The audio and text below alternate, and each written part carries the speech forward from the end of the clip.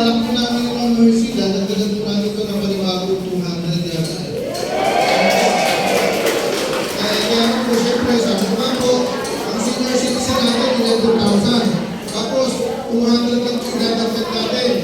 Ano po kasi po natin dito, mga senior citizen, talaga po yung budget po natin. Hindi naman po ang budget po ng bayan, ay maintindihan natin po sa isang sektor. Kumbaga po, ay pinabalik po natin yung budget ng bayan. Kasi, siyempre po, yung bayan, marami po kailangan. Sa pamahan ng bayan po, dito po sa atin sa Balagtas, pinipilit po natin. Sa ngayon po, na kung ano po yung nangyayari sa ibang bayan, magawa po natin dito.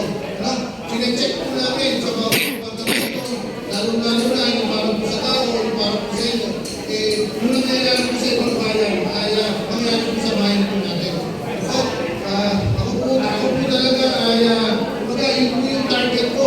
Ano po, na gusto ko po, na yung bayan po natin, ano yung nangyayari sa kanila, magawa po natin dito. Kaya po ako lagi, dahil po sinisilip bilang isang negosyante, sabi ko nga, tayo ng kampanya, kailangan maging competitive tayo. Ano po? Maging competitive tayo. May natin, personal, maging yung negosyo. Ngayon po, nasa bayan po ako, bilang ngayon.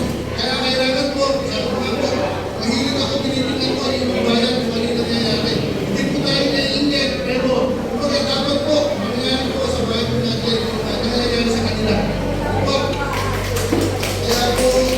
Kaya po sa ngayon, talagang pinagpupunin po natin yung panunungkulan. Ano po? Wala po yung July 1, June 30, pumasok po tayo. Ano po? Yung 85, yung sa inabot po ko na last na kami. Ano po? Pinagpupunin po yung magsaservisyo po sa bayan po natin. Ano po? Hindi pa lang ito masyado makapagpa, pero barangay. Pero sa tupa po, inaayos po namin dito. Para pagkaba po namin sa barangay, ayos po lahat. Departamento. Actually po, kung nakaraan dito, gamit po kami sa barangay Pulukuban, ginamana po natin yung bagong Balagtas sa Mission Caravan. Ano po? Nagsimula po tayo sa 200 tao na ating masaservisyon. Sabi nga po, ang target po nito ay palakihin po natin ito. Kasi kailangan dito ng bawat departamento natin, ayusin natin yung mga programa para pagka-pinabago natin sa tao, mag-ayos po. At gano'n din po, pagpunta po kayo sa munisipyo, ayos po yung mga programa po yung ibigay po namin sa inyo. Sabi ko nga po, kung makita ko po yung budgeting dito po sa bayan po natin, ang dadagdagan po dito, ng budget sa 2026, yung para po sa tao.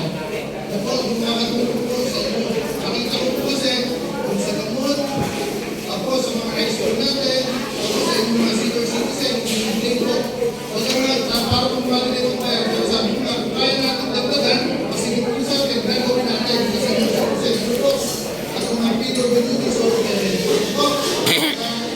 ako po, next year, madobi na po yung 200. Ako, sa lahat naman po, ng pagkawa po, sa lahat naman po, ng pagkawa ng programa, may competence po yan.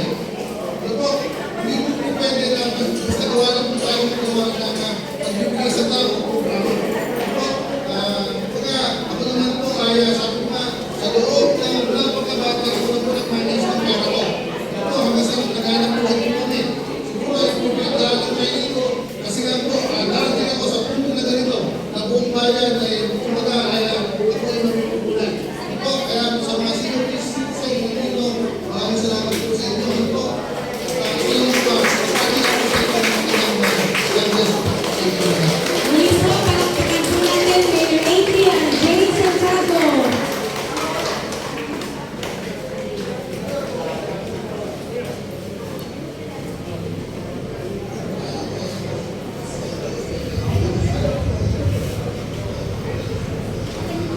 Parang malungkot